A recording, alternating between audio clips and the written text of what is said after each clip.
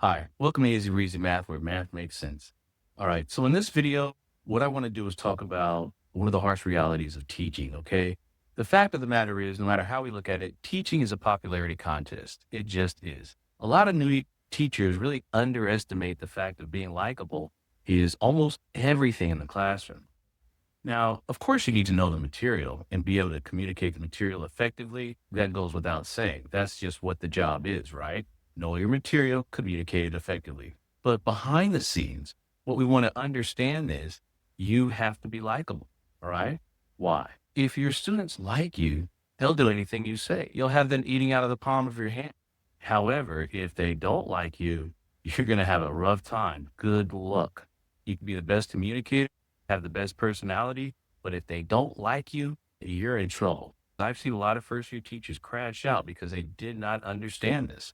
I used to substitute teach a lot. And I remember one time I substitute taught at a middle school. And in this middle school, I did a Spanish class and they wanted me to teach Spanish. Now, I don't speak Spanish at all. So I figured I'd sub a day and that was it. But I went to the office and said, no, Mr. Brown, you have to stay. You have to stay. And I'm like, but I don't know any Spanish.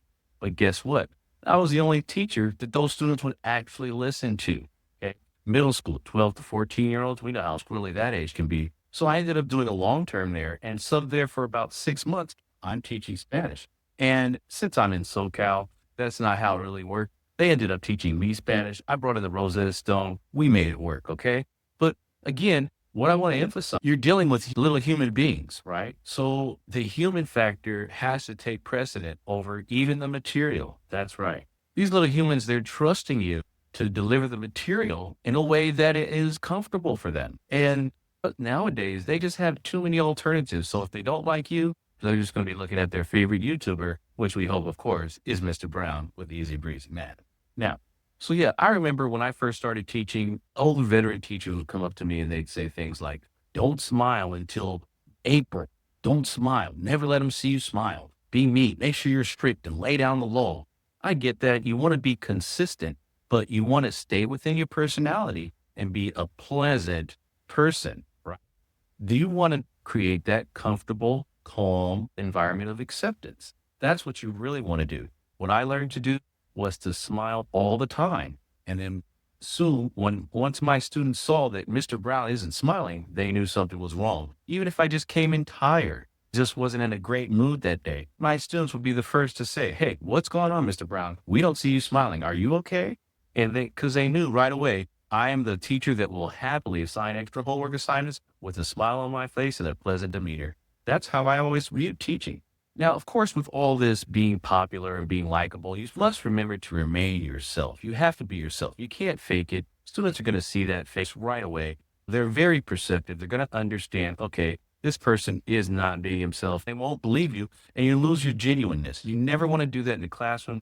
Trust is one of the most important things about education. You definitely need that system of trust. You got to create that. You might wonder, how do I do this? How do I get my students to like me? What you have to do is you have to show interest in them, right? Interest in them, a little bit interest in them outside the material. Now keep it professional, but it's okay to say, oh, what are your hobbies? What do you like to do? What's your favorite YouTube show? Because that's what kids watch nowadays. I would say television 30 years ago. But now, of course, what's your favorite video game or what's your favorite thing to do? Give a compliment to a student. Even if it's not the student you give, another student may hear you give that student a compliment. And in their minds, they're going to say, that teacher pays attention to us. That teacher recognizes and sees the things we do. And they're going to do things to get a compliment from you as well. And I'm not just saying be likable. What I'm actually saying is, no, be popular, because everyone's not going to like you, right? So when other students see that I don't like him, but all my friends do, all my peers, they like him, they're going to wonder why. Why do you like Mr. Brown? What does he do that makes him such a great teacher? Why is he your favorite teacher? And what they'll do is that will slowly begin to rub off on them. And even if they don't internally like you, they're gonna have that sense that you're at least a likable person, and maybe there's something wrong with them and not you as the teacher. So that's all I really wanted to say in this video. A lot of teachers underestimate the importance of that. It's a popularity contest. You want to be likable as a teacher. And I just wanted to say that to you. You don't have to go out of your way to be likable, but you do want to have that sense of likability. Thank you so much for listening.